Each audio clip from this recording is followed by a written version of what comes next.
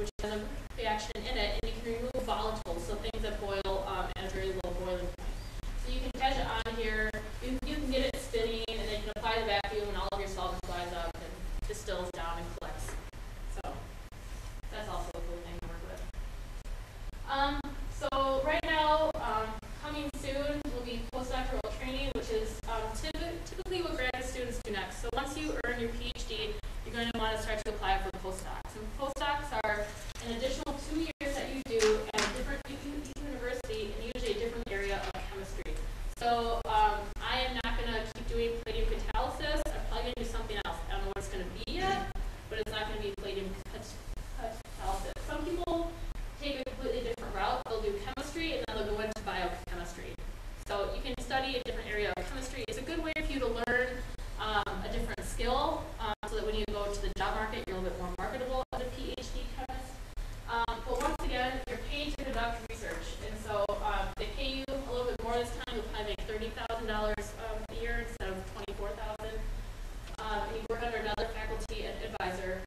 And this is the time for you to hone your skills and develop new research ideas. Because most likely, if you're on this type of path, you're going to want to teach, or you're going to want to go into industry. So you're going to want to have your own research ideas for that. So, in summary, I hope that I have given you lots of opportunities for all different levels of chemistry, both bachelor's, master's, PhD, and so forth. I strongly emphasize getting into any sort of research that you can as an undergraduate, because it's a great experience. Even if you don't want to go to graduate school, I still recommend getting into undergraduate research, because you'll learn a lot of things about yourself and about how to deal with certain situations that you won't learn anywhere else. My summary of graduate school is that it's like a job. I mean, I'm in a routine. I wake up, I get the 8 o'clock bus, I eat lunch at 11:30. I go home at 7:38, and I start over. And so it's just like a job. But if you want anything, any more information, I recommend going to acs.org. They have lots of information.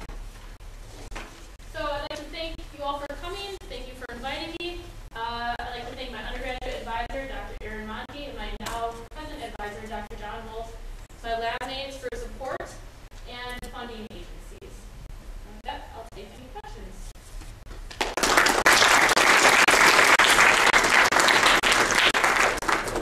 Are there any questions for Danny?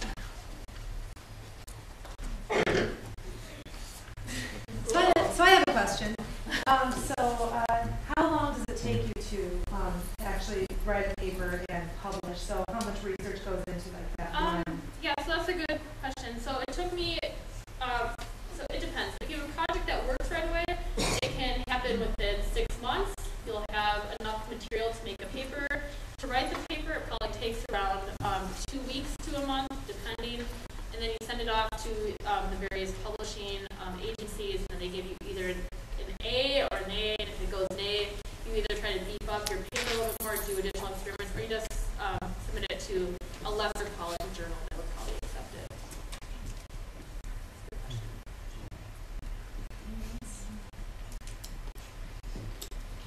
Well, you're all awake at least, right? Yeah.